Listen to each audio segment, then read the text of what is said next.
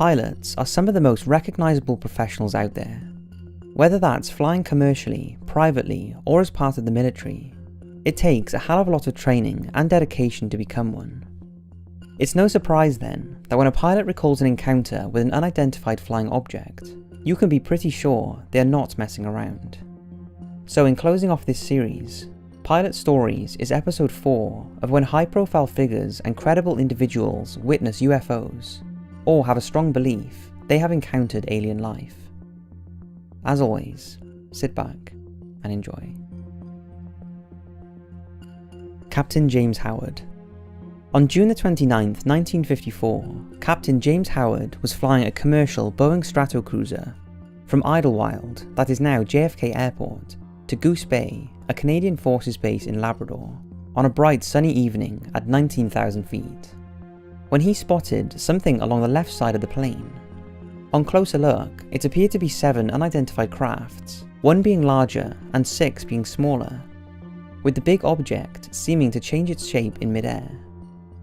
He made the first officer, Lee Boyd, aware, who called Goose Airport to check if any aircraft was in the area, to which they told him there wasn't. As the main craft began to change shape and the smaller crafts moved around, Goose Airport decided to send a fighter jet to investigate. As the fighter reported he was approaching the plane, the objects, as witnessed for the last 80 miles by not only James and his companies, but also stewards, stewardesses and passengers, continued to change shape before they were no longer visible. By the time the fighter jet arrived, the Boeing was making its descent for Goose Airport. Upon landing and returning to their home destination in the UK, the pilots were interviewed by high trading Air Force intelligence officers, and although they wished they did but didn't have cameras on board, they were unable to take photographs, but James drew a variety of sketches to describe what they had seen. This was followed by a flurry of media reports trying to get interviews and find out more about this sighting.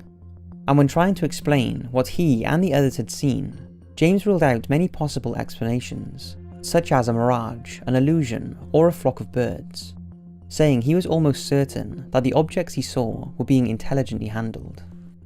First Officer Lee Boyd, who was a former bomber leader, told a Daily Express reporter that he was willing to swear that what he saw was something solid, something maneuverable, and something that was being controlled intelligently.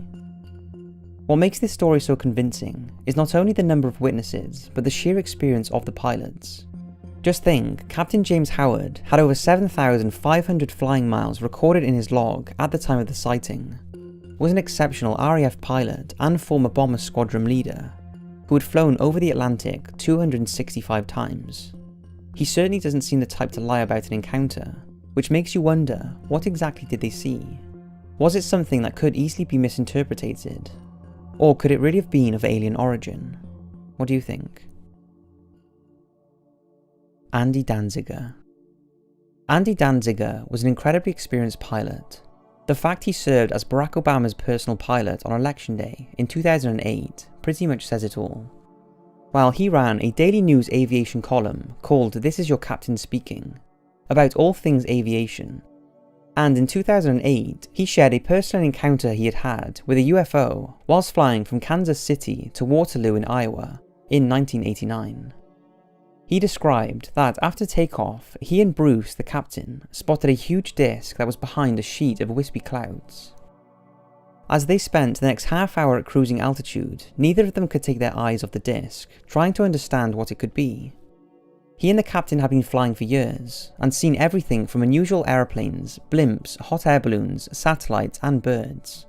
But they had no idea what this thing was. As they took their eyes off it to begin the descent to Iowa, the disc started disappearing behind the wispy clouds before vanishing. But as soon as it was out of sight, a flash of light could be seen from within the clouds. Andy then said the object behind the cloud then turned into a giant ball of glowing red light, and the section of cloud the disc had disappeared behind was being stretched apart. Suddenly the cloud broke and everything disappeared. Andy said all of the wispy clouds that had been in the sky since takeoff vanished in a split second, and the craft was nowhere to be seen. They immediately called the Kansas City Center controllers to ask if anything was on their radar, but they said there was nothing apart from their plane. The The operator then asked Andy and the captain if they wanted to report a UFO. They said yes, and were given a number to call once they touched down. It was a number for the National UFO Reporting Center, who Andy said he had no idea something like that even existed. After calling the number when landing and telling of their encounter, the person on the other end of the call said that the same thing had been reported by pilots countless times. Andy later said in an interview that many pilots have shared UFO stories with him, and that virtually all pilots believe in UFOs. UFOs simply being unidentified objects, but we can all assume most of them at least consider these could possibly be alien visitations. Captain Cookpo, William H. Fortenberry, and William B. Nash. On a clear July the 14th night in 1952, a Pan American World Airways DC-4 was on a routine flight from New York to Miami, carrying 10 passengers and a crew of 3. The plane was cruising at 8,000 feet over Chesapeake Bay in Virginia, when suddenly a red light appeared in the distance, and seemed to be moving towards the aircraft at tremendous speed.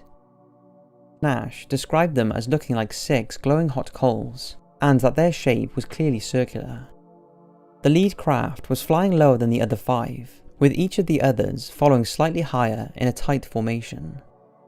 Apparently, as the objects got nearer, the lead objects appeared to slow slightly, and the 2 behind almost overran it before adjusting their speed and reforming. Nash estimated the size of each craft to be slightly larger than the wingspan of his plane. When the crafts were almost directly under the DC-4, they all flipped and their unlit edges were exposed. Nash estimated these edges were about 15 feet thick, and they looked like huge coins. Once all the crafts were in the same flipped position, the last 5 went past the lead craft, and the formation was now the other way round. Then, with a sharp and abrupt move, they all flipped back in unison to their original flat disc position, and the 6 were joined by another 2 that appeared to dart out from underneath the aircraft. Now, with all 8 together, the lights started to blink on and off, and then the craft sped off, climbing higher and higher before finally disappearing from view. The 2 crew went into the compartment where the captain was, then asked the passengers if they had seen anything, but most of them were sleeping. The pilots called the Norfolk radio and asked for this message to be forwarded on to the military. 2 pilots of this flight observed 8 unidentified objects. Vicinity Langley Field, estimated speed in excess of 1,000 miles per hour, altitude estimate 2,000 feet. Before landing, Nash and Fortenberry sat down and did some calculations, figuring out that the crafts had made a 150-degree change of course, and must have been travelling at approximately 12,000 miles an hour.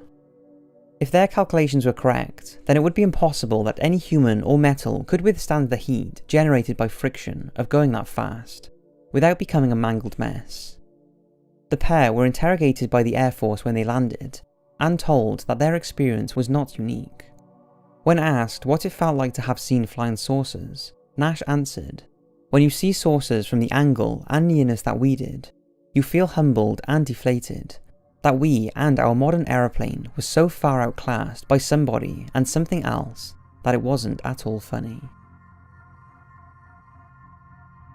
Alderney UFO sighting. On April 23, 2007, Captain Ray Boyer took off from Southampton Airport in southern England to take passengers on the 45-minute journey to the Channel Islands of Alderney. This was a trip Bauer had completed almost daily for the past 8 years. The weather was fine and visibility was good, and at the height of 4,000 feet, the aircraft was put on autopilot. But then, whilst cruising about 10 miles south of the Isle of Wight, Bauer noticed what appeared to be a brilliant yellow light. At first, he thought it was another aircraft, but after contacting Jersey Air Traffic Control, they confirmed there was no traffic in that location. As the plane got nearer to the object, a second identical shape appeared in the background. Boyer described both objects as being like flattened discs, with a dark area to the right of them. The yellow light was emitting from within the crafts, and he estimated the objects were about a mile across. As his plane approached them, they appeared larger and larger, and were stationary and in view for around 15 minutes. Fortunately, Bauer was able to start his descent and land the aircraft safely at Alderney. However, it was not just Bauer who witnessed the UFOs. His passengers also saw the two objects, as did the pilots of another aircraft 25 miles further south. Some radars also registered the presence of the two objects. After landing, Bauer reported the incident to the relevant authorities, and investigations began. He has since openly talked about the incident, and has commented on the differences in reporting of UFO sightings in the UK compared to the United States and the rest of the world, who don't readily admit to investigating these sightings, and that sometimes pressure is applied to pilots not to discuss incidents. Bauer urges fellow aircrews to report unusual sightings as soon as possible, and to stand up and be counted so broader investigations can be made into these phenomena. Similarly to what Nash and Fortenberry said, Bauer commented on what a fantastic bit of equipment the objects were, and that in his opinion, they were not from around here. Swissair Flight 127. At 4:50 PM on August 9, 1997, a Swissair Boeing 747 took off from Philadelphia Airport en route to Boston Logan. Were confronted with a cylindrical glowing white object, travelling at a very high speed, heading directly towards them. They called the air traffic control, and here is a transcript of the communication the captain made with Boston Air Route Traffic Control Center. It explains exactly what they saw. Swissair Flight 127, ATC Swissair 127, Danbury Section 22, go ahead Swissair. Yes sir, I do not know what it was, but it just flew over, just a couple of 100 feet above us. I do not know if it was a rocket or whatever, but incredibly fast, opposite direction. ATC, in opposite direction. Swissair. Yes sir, and the time was 2107, 5:07 PM local time. It was too fast to be an aeroplane. ATC, okay thank you. To Houston 986, another aeroplane in the vicinity of Swissair 127. Did you see anything like a missile in your area, perhaps off to your right? H986, I'll take a good look, but if it was going that fast, I probably wouldn't get a chance. We just saw a Swissair go by a minute ago. Swissair 127, we had no warning, it was way too fast.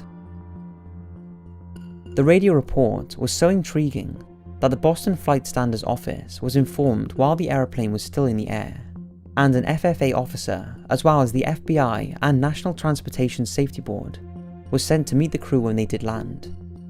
The official explanation was that the object they had seen was a weather balloon. Bob Durant, a commercial airline pilot, later interviewed Captain Bobbitt, who said he was clearly dismayed by the balloon comment, as he thought it was a preposterous explanation. So there's 5 pilots who witnessed UFOs whilst flying, and who have never really been given an explanation that they are happy with. I hope you've enjoyed this video, and I hope you've loved the 4-part series because we have lots more series ideas in the works. Thanks for watching, and I'll see you in the next video.